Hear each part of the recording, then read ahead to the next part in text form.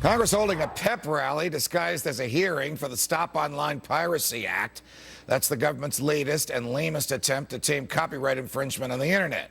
Google is once again in the hot seat, taking fire from a heavily stacked panel of lawmakers and cheerleaders for the bill, which targets the search giant as the enabler of all internet evils. Here to discuss are my Freedom Fighters Fox business anchor and my colleague Lori Rothman, Newsday columnist Ellis Hennigan, and Reason Foundation Director of Economic Research Anthony Randazzo. You blame the messenger for the message, Ellis Hennigan? Well, I gotta tell you, Judge, I'm a little torn on this one. I mean, you're absolutely come down right. on the side of freedom. I want to hear it. I'm going to be in the gray, I think, on this one a little bit. But listen, I understand that one of the charms of the internet is its wide openness, and we do not want to curtail that. However, there do need to be some limits out of the extreme. We don't let child porn there. We do not want our search engines to be involved in actual money-making criminal conspiracies. And while copyright handbags may not be the biggest problem in the world, you know, Google shouldn't be getting rich off of selling this garbage. They really should. Google isn't getting rich off of selling that garbage. That's the point. But even if Google were getting rich, is it Google's responsibility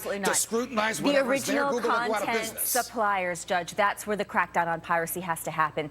Google, you know, you're just going to cap internet entrepreneurship. I mean, this is the wave of the future. We're talking about a sluggish economy. This is where the innovation is going to happen. This is what's going to ultimately lift our economy out of these doldrums. All right, Anthony, what is the free market solution to this? Should I be able to put anything I want through the internet and receive anything I want, even if some third party looking at it or receiving it is harmed by it?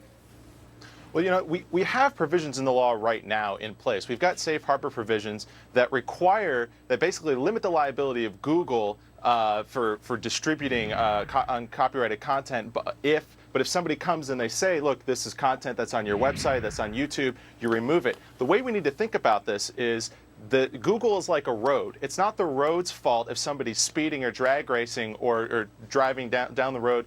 That's going to be delivering content. You can't fault the road for what somebody does on the road. You can't fault Google. And we have copyright rules. It's a great analogy, Anthony. Suppose somebody takes my new book and puts it on Google and claims that they wrote it, and all of a sudden it's out there for everybody to download, and I lose all the sales. You'd be pretty mad, I'll bet. At Google? Well, and everybody who was in the equation. This. Listen, I love the highway analogy, and you're right. None of us, and believe me, Judge, I'm a free expression guy. I'm not into cracking down on what people are saying.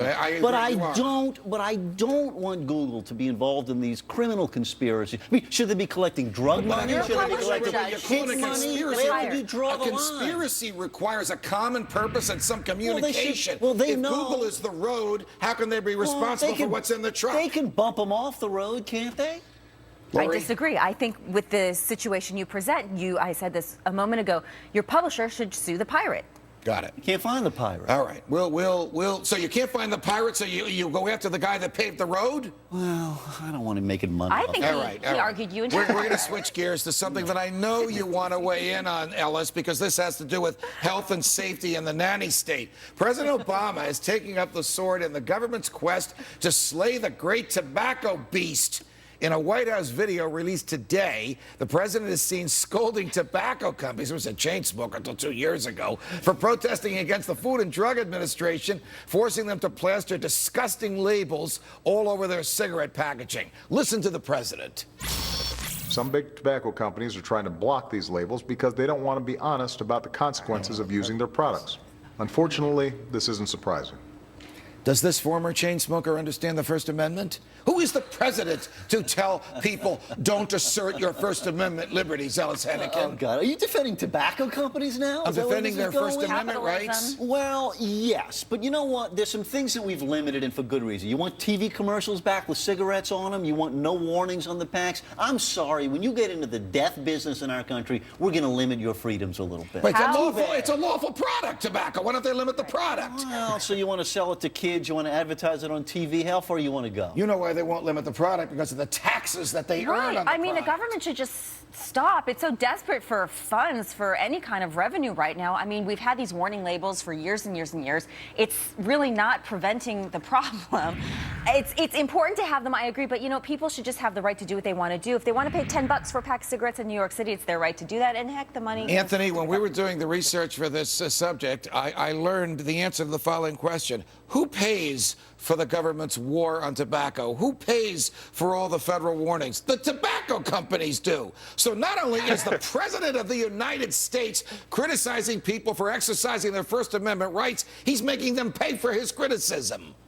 Well, but you know, if you actually were to complete that clip, the next thing that the president said was that that the tobacco industry was trying to stop this war on tobacco and that we needed to work hard to eradicate smoking once and for all. This is an FDA provision that's not about communicating facts. It is promoting an anti-advocacy campaign, and that's what's crossing the line. You're talking about, you know, where do you want to draw the line? This is where you draw the line.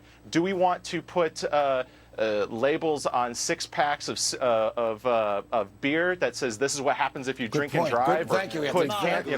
No, it is a good point, Ellis, because where do we stop? Do we put labels on cheeseburgers? Do we put them on chocolate bars? Do we put them on salt and sugar? Kinds of things. Okay, I mean, you can come up with ridiculous examples, but listen, we're better off with fewer people smoking. This stuff is partly working, and that's good for all of us. Are we better off with the heavy hand of government telling us how we advertise our products? No, because we know cigarettes are bad for you. We know McDonald's is bad for you, with the labels, without the labels. Unfortunately, it's just up to you, your own understanding and your own decisions, what type of lifestyle you want to lead.